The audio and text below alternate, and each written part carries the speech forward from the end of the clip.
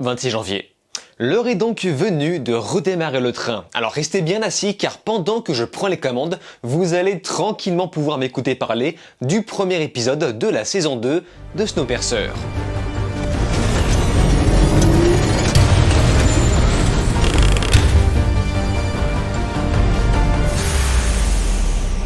Salut à tous, c'est Vince alias Amir Game et après pas moins de 6 mois d'attente, nous revoilà sur la série Snowpiercer saison 2. Petit sommaire avant tout, cette vidéo sera divisée en deux parties, une partie no spoil et une partie spoilers. Mais autant vous le dire de suite, la partie sans spoilers sera très clairement la plus courte car j'ai beaucoup plus de choses à dire sur l'épisode en question. Et le fait de reprendre cette série en commençant par une partie no spoil permet aux nouveaux arrivants de ma chaîne depuis tout ce temps de redécouvrir cette série pour les inviter à regarder et je l'espère à suivre cette dernière. Donc remettons dans le contexte certaines choses. Snowpiercer est une série télévisée créé par Josh Freeman ainsi que Graham Monson. Il s'agit d'une adaptation libre du roman graphique français nommé Le Transperce-Neige, qui a déjà eu le droit à son premier film en 2013 par Bong Joon-ho. Mais cette série va prendre une direction différente. C'est diffusé depuis le 17 mai 2020 sur les réseaux TNT et rediffusé par la suite sur Netflix un jour plus tard. Alors il faut savoir que la rediffusion sur Netflix l'année dernière a été un peu plus chaotique puisque il y avait au départ une bonne semaine de décalage et la série tentait de se rattraper, mais cette fois-ci la série est à peu près à l'heure le lendemain de sa diffusion, mais étrangement pas diffusée le lundi mais plutôt le mardi. Pourquoi pas? Et sachez que je suis très content car même si la série n'est pas forcément originale, elle a cette faculté à divertir et à proposer un contenu pertinent. Le climax est vraiment intéressant, je suivais les épisodes à la lettre et même si, encore une fois, je ne qualifie pas Snowpiercer de série exceptionnelle, eh bien sa saison 2 était la suite que j'attendais le plus. Je vais en revanche poser un warning très important, je ne suis pas là pour m'amuser à comparer cette série au film de 2013, vraiment ça devient un peu pénible parce que à chaque vidéo, il y avait toujours une personne pour comparer la série au film en disant que le film est meilleur, et évidemment qu'il est meilleur, enfin, en tout cas, c'est même pas qu'il est meilleur, c'est juste que c'est différent. La série traite le sujet de Snowpiercer de façon beaucoup moins caricaturale, plus réaliste, avec beaucoup plus de détails. L'univers est bien plus développé, on va essayer d'expliquer telle chose à tel moment, comment fonctionne tel écosystème à tel endroit, etc. Alors que le film traite le sujet de façon un peu plus humoristique parfois, humour noir et cynique, la patte totale du réalisateur est complètement présente, et surtout pour pousser la caricature encore plus loin, il y a vraiment un côté très manichéen, chose qu'on ne retrouve vraiment pas dans la série Snowpiercer. C'est vraiment tout sauf manichéen, puisqu'on nous fait bien comprendre que les deux camps ont chacun leur objectif et qu'ils ne sont juste pas d'accord avec les différentes classes. Voilà, donc pour rappel, Snowpiercer se déroule 7 ans après une apocalypse. Le monde a été gelé artificiellement afin de contrer le réchauffement climatique et ça n'a pas loupé, hein. Là au moins on est sûr qu'il ne fait pas chaud. Les survivants ont trouvé refuge dans un train en perpétuel mouvement. Composé de 1001 wagons, ce train fait le tour du globe sans jamais s'arrêter. Et ce véhicule va symboliser la lutte des classes, donc les plus riches en avant et les plus pauvres en arrière. Voilà pour résumer. Du coup, ce début de saison 2, eh bien c'est la continuité parfaite. Enfin, on voit que ça a été tourné à la chaîne. D'ailleurs pour info, apparemment la saison 3 est déjà en préparation. Donc c'est que ça marche bien et tant mieux. Du moment que ça reste captivant, moi ça me va très bien. Et ce premier épisode va déjà nous introduire deux nouveaux personnages que je dévoilerai un peu plus dans la partie spoilers. Mais mon seul regret est que j'aurais bien aimé découvrir le visage de Sean Bean en tant que Wilford dans cette saison 2. Mais malheureusement, il y a eu tout un tas de promotions autour, à peine à la fin de la première saison qu'on avait déjà balancé le teaser de la saison 2 avec en pleine figure le visage de Sean Bean. Rowan Blanchard, déjà teasé à la fin de la première saison, arrive sous les traits d'Alexandra, donc la fille de Mélanie, et ces deux acteurs seront les personnages clés de cette nouvelle saison. Côté effets spéciaux, malheureusement ça a très peu évolué et ça se comprend puisque ça a été produit encore une fois à la chaîne, mais autant dire que ce n'est plus vraiment une barrière. Enfin, après avoir vu la première saison, on se fiche un peu des effets spéciaux, ce qui nous intéresse c'est vraiment le cœur de l'histoire. Et surtout la narration. Mais cela dit, les effets spéciaux restent potables, hein, faut pas déconner. Mais visuellement, on a vu mieux. Par contre, le générique a changé, ce qui est le cas de la musique qui propose un rendu dont je suis un peu moins fan.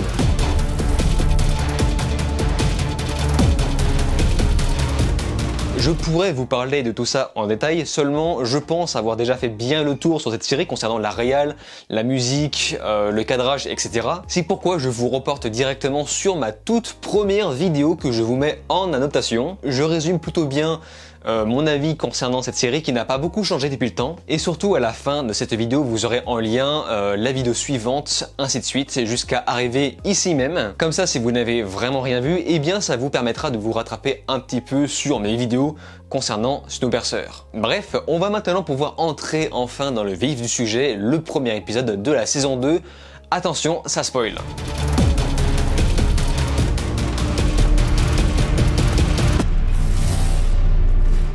Et comme convenu, j'ai bien pris le temps de ratisser l'épisode en question, que nous allons brièvement ou pas résumer de ce pas. La veille de la 19e révolution, Wilford, avec son prototype du transpersonnage, la belle Alice, aborde le Snowpiercer en question avec un mécanisme spécialement pensé pour. Alors pour rappel, ce qu'ils appellent une révolution, ce n'est pas le fait de se révolter, ce qui peut prêter à confusion puisque la série fait beaucoup ça. Non, ce qu'ils appellent une révolution, c'est le fait que le train fasse le tour du monde. Si je ne me trompe pas, n'hésitez pas à me reprendre. Bref, Wilford demande une liste de fournitures bien précise. Et on se demandait tous qu'est-ce que pouvait bien contenir le deuxième train en question, doté de 40 wagons. Est-ce qu'il y avait uniquement Alexandra et Wilford ou d'autres passagers? Eh bien oui, il y avait bel et bien d'autres passagers, notamment un espèce de garde du corps gigantesque aux côtés d'Alexandra, connu pour l'instant sous le nom de Bob. Et suite à ça, après avoir donné les fournitures, le train redémarre enfin, toujours sous l'emprise de la belle Alice. Alors pour rappel, la belle Alice, c'est le nom du deuxième train qui est en fait un prototype du transpersonnage. Prototype que Wilford a utilisé pour rattraper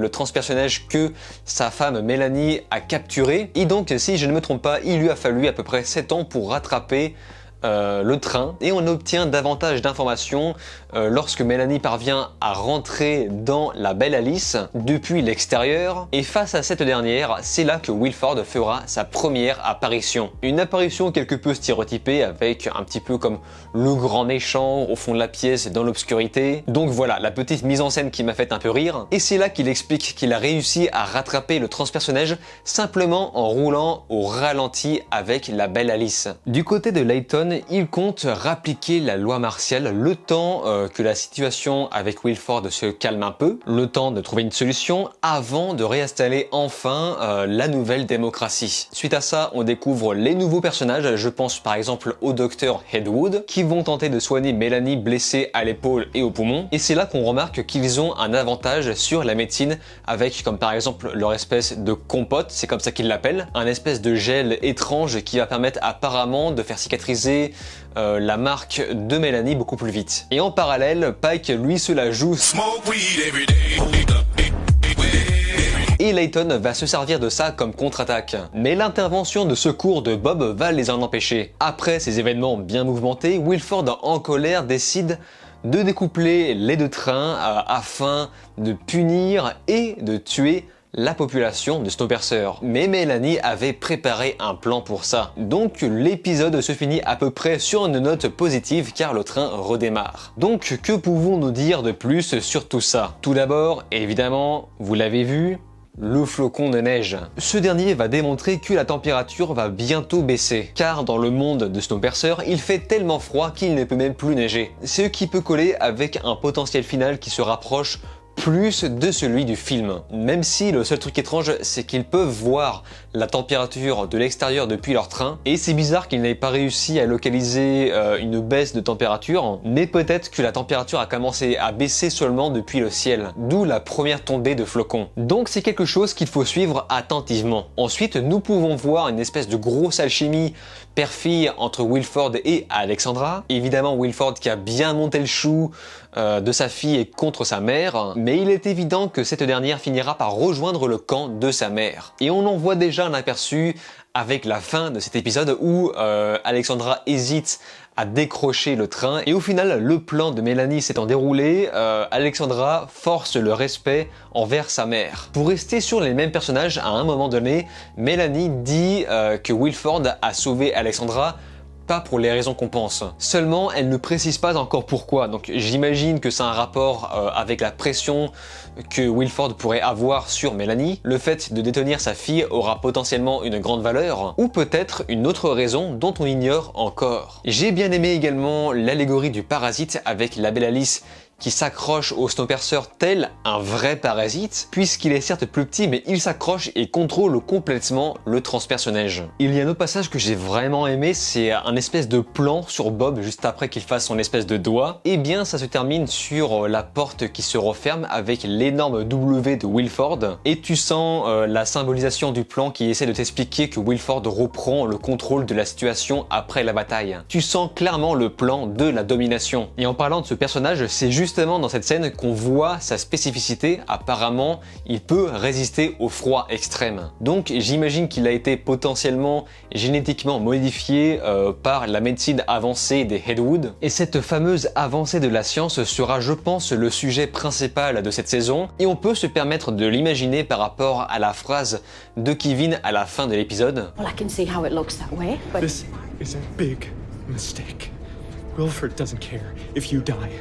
If Agsec dies, he can restart everything. Voilà, apparemment Wilford se fiche de l'agriculture car il pourra tout recommencer. Donc qu'est-ce que ça veut dire exactement? Recommencer comment? Peut-être qu'avec les docteurs, il va parvenir à recréer une agriculture et pourquoi pas la vie. Donc ça aussi, c'est à suivre attentivement. Chose à part, je trouve qu'il y a un vrai aspect retour aux sources lors des scènes de bataille. Il y a vraiment un côté très gladiateur.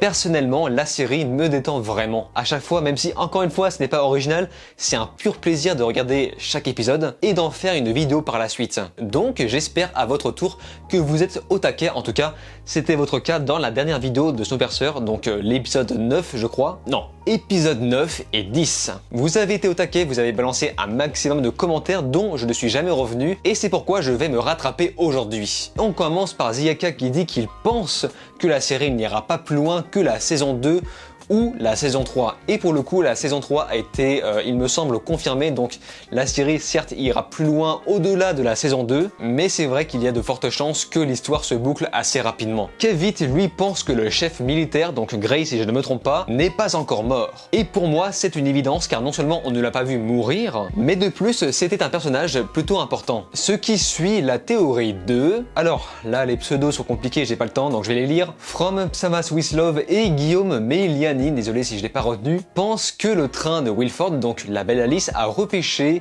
le wagon avec Gray et les Folger. Et c'est une information très intéressante. Alors on ne sait pas exactement de quelle façon il aurait pu le faire, mais vu que, comme je le disais, je pense que Gray n'est pas encore mort, eh bien cette théorie pourrait peut-être s'appliquer pour ça. Mary-Laure Wenger pense que la fin sera comme celle du film. Donc un retour sur la terre ferme et ça valide mon propos de tout à l'heure. Donc le fameux flocon de neige qui nous donne un indice qui nous montre que la température va remonter à nouveau. Cela dit, Mary-Laure pense que Mélanie est encore en vie à cause de la température qui va remonter et là pour le coup non, elle est encore en vie juste parce qu'elle porte la combinaison. Mais il est évident qu'il fait encore froid à mourir dehors puisque à un moment on voit quelqu'un gelé sur place lorsque Bob réouvre les vannes. Ensuite nous avons Twix qui nous fait une petite prévisualisation de la saison 2 en commentaire que je vous donne à l'écran. Voilà, je vous laisse lire ça tranquillement avant de finir gentiment sur Motoneurone qui lui pensait avant que le premier épisode de la saison 2 ne sorte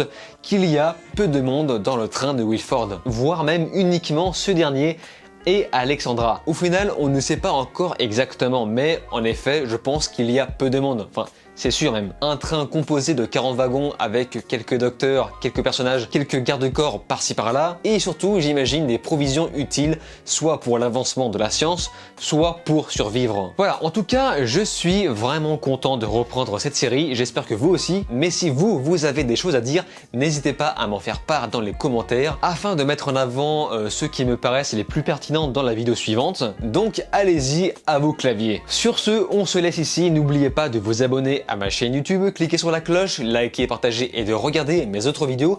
Je vous dis alors ciao et à la prochaine.